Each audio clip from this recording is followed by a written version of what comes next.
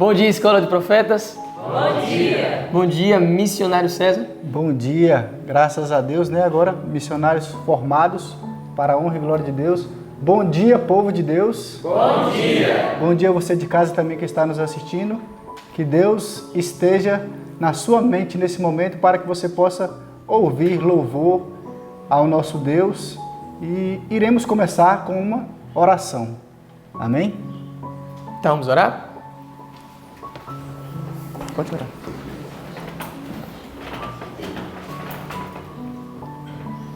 Senhor bendito Pai, nosso amado Deus, nós queremos te agradecer por esse dia, também, Senhor Deus, por essas pessoas estarem tendo interesse de ouvir a Tua palavra e de aprender mais de Ti. Que o Senhor as abençoe e as encha, Senhor Deus, do poder do céu e que o Espírito Santo seja o professor delas em todos os momentos. Que através da Tua palavra elas conheçam mais a Ti e que cada um de nós venhamos a amar o Senhor cada vez mais. Pedimos que o Senhor fique conosco nesse dia, que Ele seja repleto de bênçãos, Pai. E pedimos que o Senhor continue abençoando essa pessoa que está sempre acompanhando aqui os estudos feitos na Escola de Profetas através do ano bíblico e que elas continuem crescendo em graça e em sabedoria e em estatura diante de Ti. É o que eu te peço, meu Deus, em nome de Jesus. Amém. Amém. E neste momento nós estaremos louvando ao Senhor com o hino 14. Louvemos o Rei. Que você também possa em casa, juntamente conosco, louvar ao Senhor.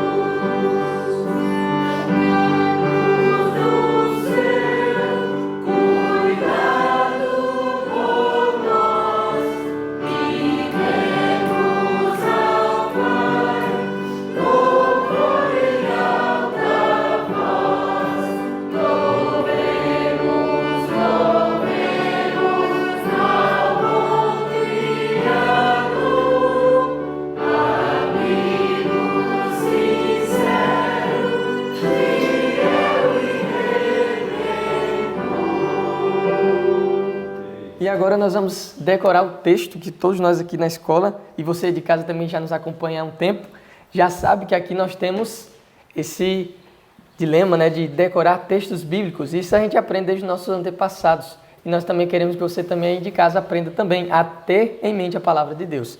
E neste momento nós vamos estar recitando o verso que se encontra, e o texto se encontra lá em Filipenses, no capítulo 3, verso 20 e 21. Vamos lá? Você aí de casa está preparado? Aqui todos nós também estamos preparados. No 3, a gente começa. 1, 2, 3. Filipenses 3, do 20 ao 21. Mas a nossa cidade está nos céus, de onde também esperamos o Salvador, o Senhor Jesus Cristo, que transformará o nosso corpo abatido para ser conforme o seu corpo glorioso, segundo o seu eficaz poder de sujeitar também a si todas as coisas. Filipenses 3, do 20 ao 21. Filipenses 3, do 20 ao 21.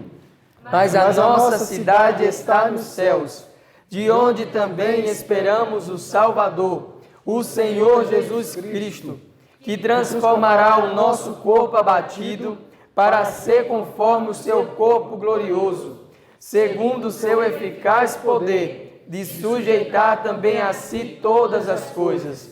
Filipenses 3, do 20 ao 21. Filipenses 3, do 20 ao 21.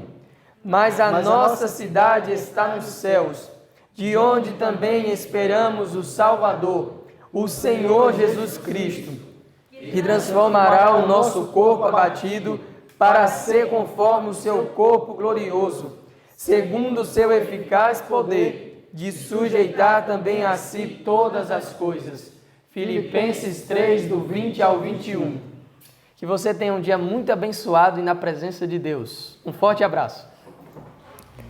Bom dia, que bom que você está aqui conosco mais uma vez e hoje tem algo muito especial que vai alimentar o seu coração, lhe motivar, me motivar, nos motivar a seguir em frente e a crescer com Deus. Que coisa boa! E eu quero convidar você para nós nos ajoelharmos e orarmos ao Senhor, pedindo ao Espírito Santo para que invada o nosso coração. Vamos abrir para Ele esse coração para que Ele possa nos ensinar a vontade de Deus para nós. Vamos orar?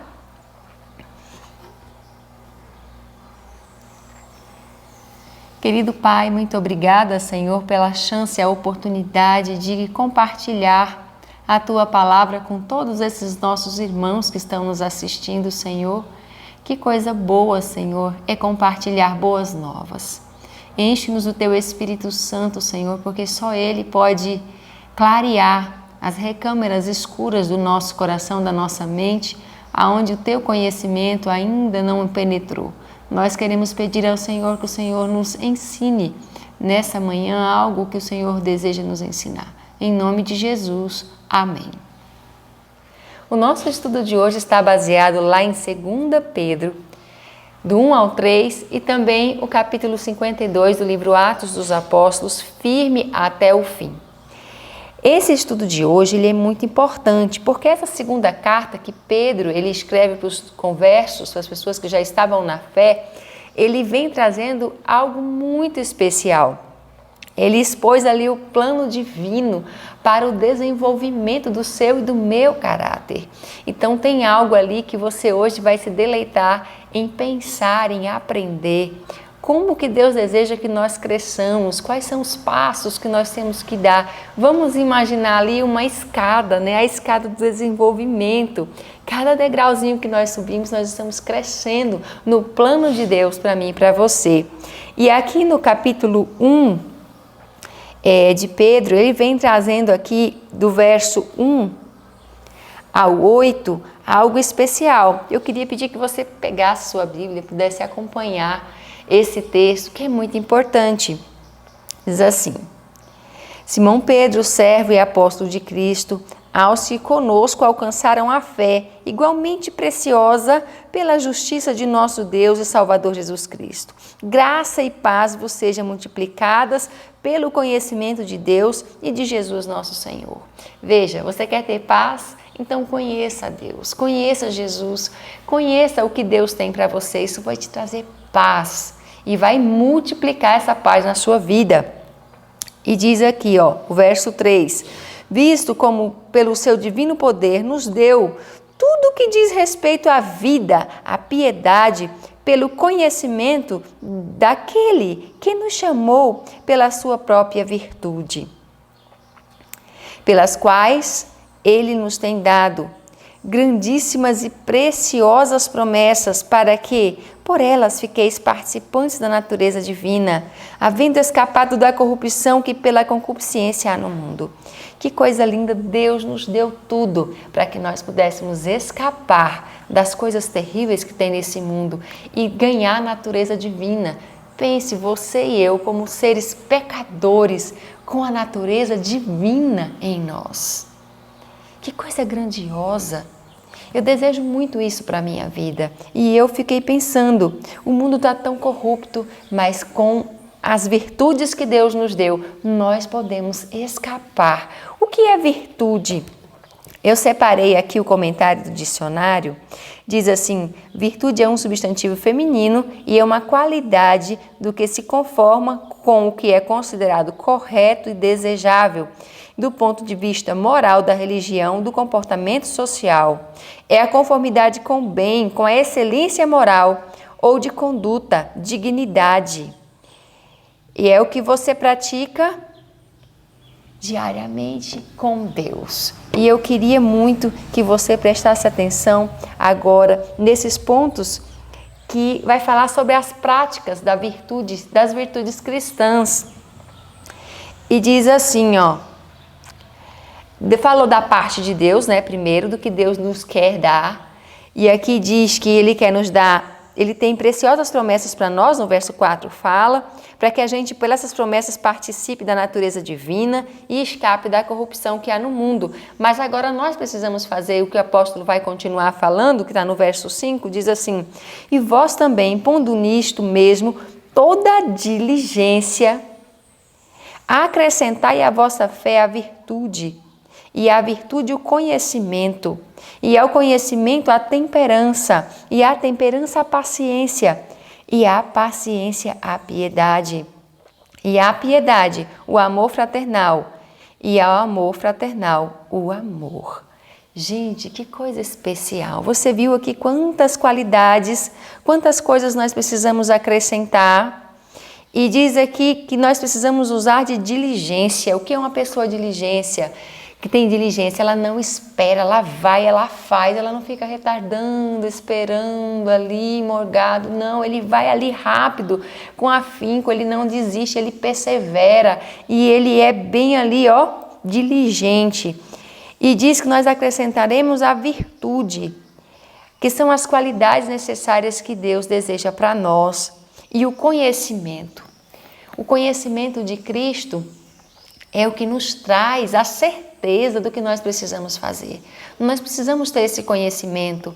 Hoje está tão comum, as pessoas vivem na internet vendo um vídeo, vendo outro, mas cadê aquele conhecimento de ler a palavra, o espírito de profecia? É isso que Deus deseja que nós façamos, que nós cavemos a fundo, passemos tempo com Ele. E esse conhecimento, ele vai nos ajudar ali a ter a certeza. Nós, quando não temos certeza, ficamos assim, jogados de um lado para o outro, cheios de dúvidas. Precisamos de conhecimento prático de Cristo em nossa vida. E aqui diz, depois do conhecimento, a temperança. Nós que já somos adventistas, muitos de nós, sabemos de cor o que é temperança. Mas a temperança, ela é algo tão essencial na nossa vida. Equilibrar os nossos sentimentos, as nossas emoções, equilibrar ali a forma de pensar, de agir, a forma de nos alimentar, de trabalhar. Tudo que envolve a nossa vida precisa de temperança. E isso é essencial para podermos vencer. E a paciência? Quando fala de paciência, né? Você já conheceu uma pessoa paciente, muito paciente?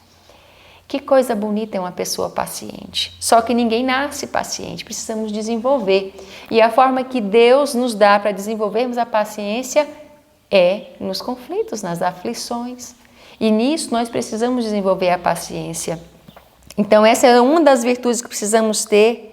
E a piedade é a compaixão, é o amor pelas outras pessoas e também um temor ao Senhor, a ponto de você colocar Ele em primeiro lugar na sua vida, que é algo especial. Então diz aqui também do amor fraternal, e o amor fraternal, o amor que envolve todas as coisas. E no verso 8 fala, porque se em vós houver a abundância dessas coisas, não vos deixarão ociosos nem estéreis no conhecimento de nosso Senhor Jesus Cristo. O conhecimento de Deus, ele não é algo que você lê, aprende e fica consigo. É algo que nós temos que praticar. É algo que nós temos que fazer para que isso não fique só em nós, mas fique também para outras pessoas. Isso vai sendo ali acrescentado dia a dia. E tem algo muito importante que eu gostaria de pegar agora o livro e mostrar para você. Olha que interessante que Deus fala aqui, a irmã White, acrescentando o que o apóstolo Pedro falou. Isso é fundamental. E Deus quer nos dar isso. E aqui no parágrafo que começa assim, Deus tem chamado um povo para a glória e virtude. Lá mais embaixo fala assim, para Deus a glória é conceder Ele sua virtude a seus filhos. Ele deseja ver homens e mulheres alcançarem a mais elevada norma E quando pela fé se apegarem ao poder de Cristo, quando pleitearem as suas infalíveis promessas, considerando-as como suas com persistência, buscarem o poder do Espírito Santo, que não lhes será negado, então se farão completos nele. Ai, eu achei isso tão especial. Você deseja ser um ser humano completo? Imagina você ser uma pessoa completa em Cristo, que coisa especial. Nós precisamos buscar. Estamos na época onde não temos mais muita força de vontade. Nossa geração não tem tanta força de vontade. A nossa, eu digo aos jovens, as pessoas que estão vivendo nesse contexto, nós estamos vivendo nesse contexto. Nós não temos tanta força de vontade, a vida é muito corrida, mas os princípios de Deus, eles são eternos, eles têm que servir em todas as gerações, e aqui diz que nós devemos buscar e que Deus quer nos dar. Que coisa especial! Nós não podemos deixar de buscar. E o que nós temos que fazer? Aqui, a irmã White, ela vem detalhando alguns passos e eu quero ler junto com você. No parágrafo começa assim: tendo recebido a fé do Evangelho, diz assim: o trabalho seguinte do crente é acrescentar a virtude ao seu caráter. E como, Paula, que eu posso acrescentar? Então, eu já recebi a virtude da fé, eu já conheço o Evangelho, como é que eu posso acrescentar isso? Diz assim, ó: e assim purificar o coração e preparar a mente para a recepção do conhecimento de Deus. Como é que nós purificamos o nosso coração? Com arrependimento, confissão dos pecados, tirando a nossa mente do que é impuro, não vendo coisas impuras, não ouvindo coisas impuras, focando no conhecimento de Deus. E assim o nosso coração, ele vai sendo purificado para aquele conhecimento entrar. Você veja um copo cheio, tem como você colocar mais coisa num copo cheio? Não tem como. Precisamos nos esvaziar para que Deus possa agir em nossa vida. E diz aqui que esse conhecimento que nós recebemos é a base de toda educação e serviço verdadeiro e é a única salvaguarda real contra a tentação. Então veja a importância, essa é a única coisa que pode tornar alguém semelhante a Deus no caráter. Então o conhecimento de Deus, ele é essencial e não é um conhecimento superficial, é um conhecimento prático, e para isso nós precisamos purificar o nosso coração com arrependimento. E Pedro, ele sabia do que ele estava falando. Pedro tinha passado por esse processo com Deus, esse crescimento na graça. Ele tinha passado, ele tinha vivido, ele tinha visto seus defeitos, ele tinha superado, e Deus quer fazer isso conosco. Agora, talvez você pense assim: mas o que eu posso fazer? Talvez você se sinta fraco, talvez você não tenha conseguido.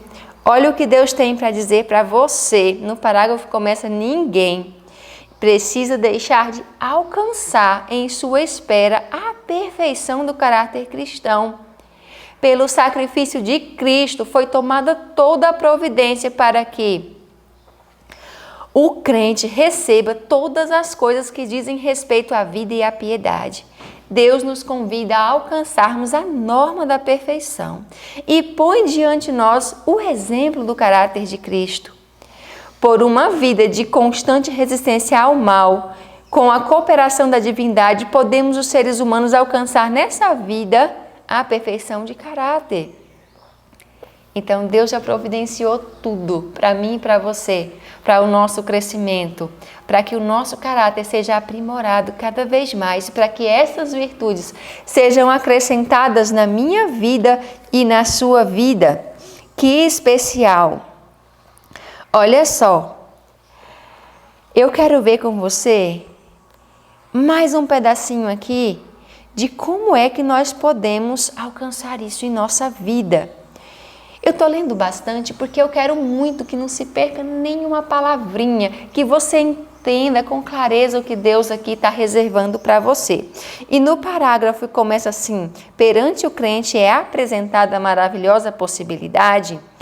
Mais um pouquinho abaixo, na terceira linha, diz assim: a santidade que a palavra de Deus declara dever ele possuir antes que possa ser alvo é o resultado da operação da divina graça, ao submeter-se à disciplina e restritoras influências do Espírito da verdade. Então, eu e você precisamos nos submeter a Deus. Esse processo, ele é algo contínuo, ele é algo que é todos os dias. Nós precisamos nos submeter a Deus.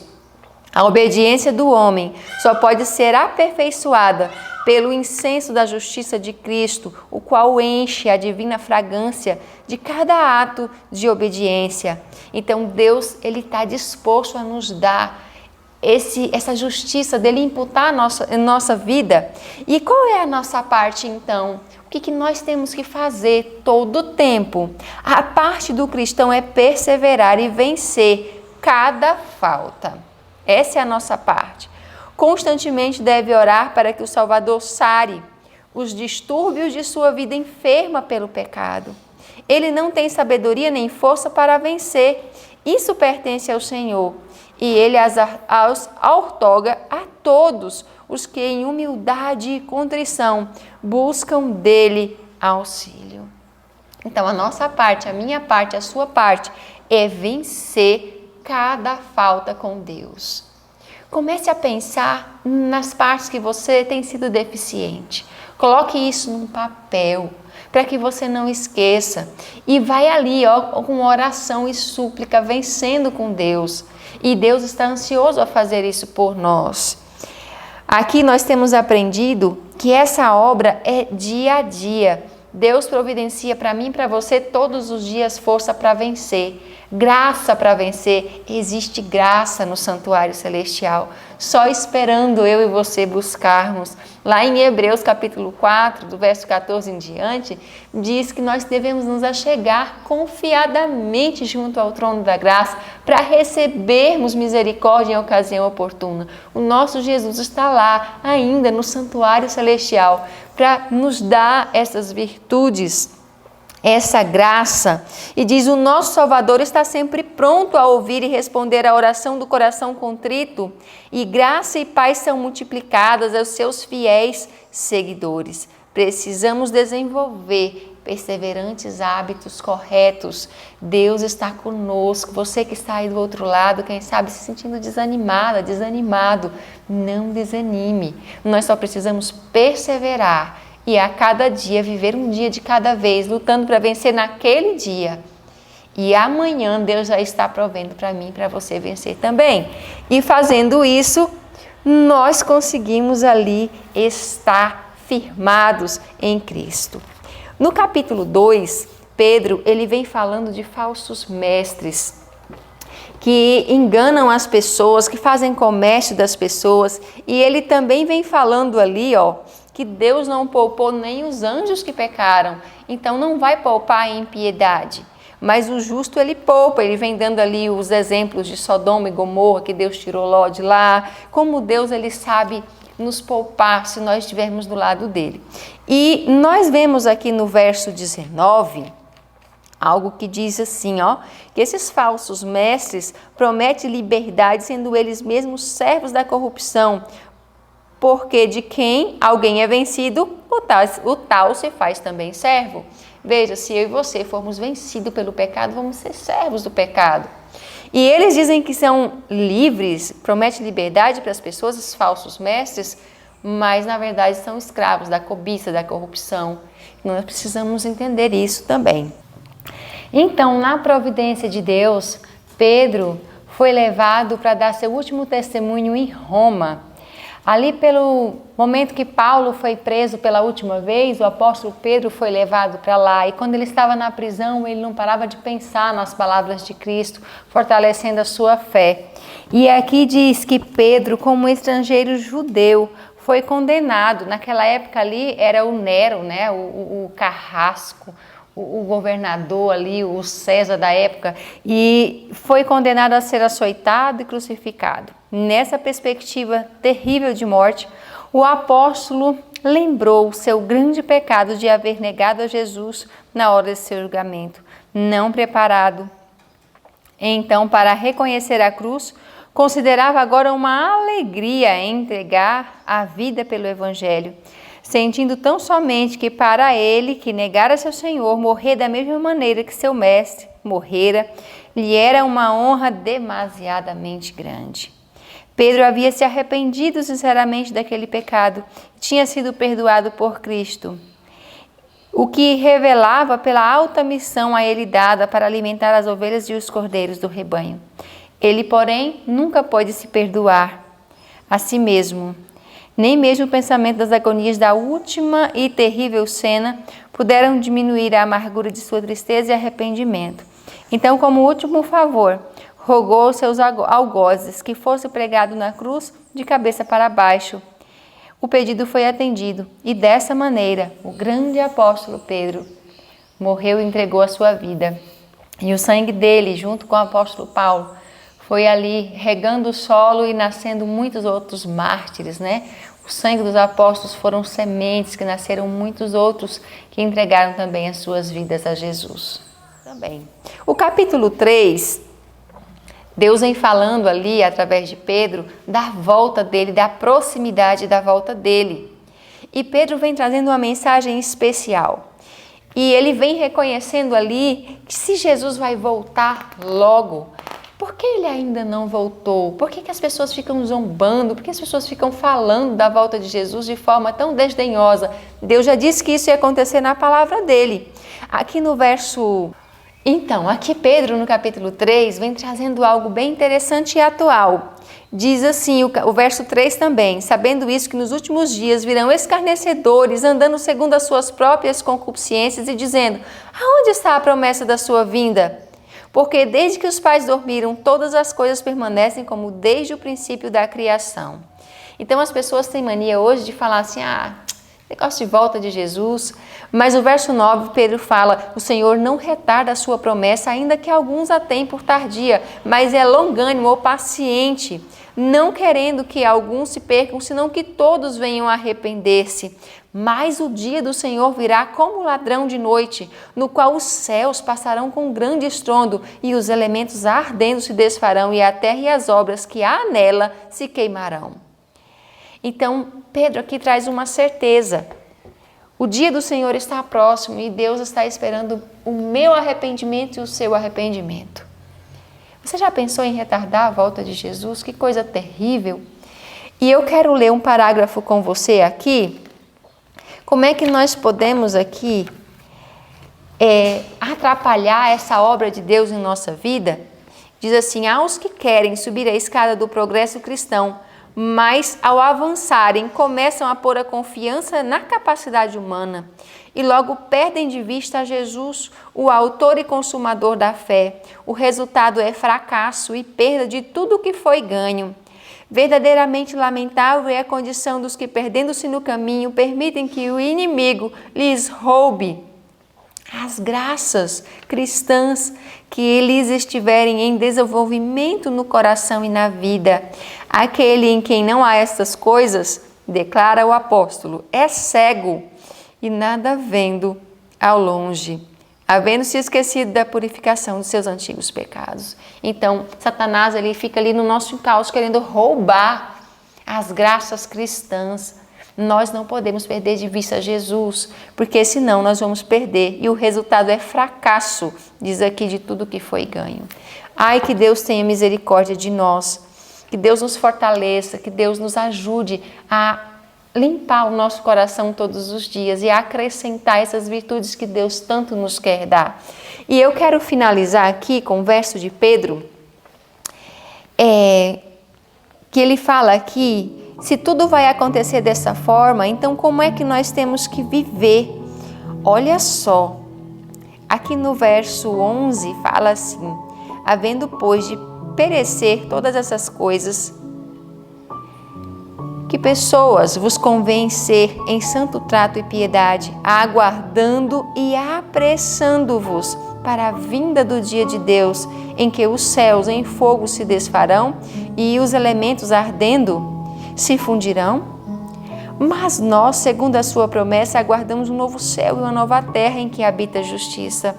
Por isso, amados, aguardando essas coisas, procurai que dele sejais achados imaculados e irrepreensível e em paz. Essa é a vontade de Deus. Nós temos preciosas promessas. Nós não podemos deixar que Satanás roube de nós a chance, a oportunidade. Que eu e você possamos fazer um concerto com Deus. Senhor, eu estava descuidado, eu estava descuidada, mas agora eu quero colocar essas virtudes em prática na minha vida. E eu quero convidar você. O que está faltando?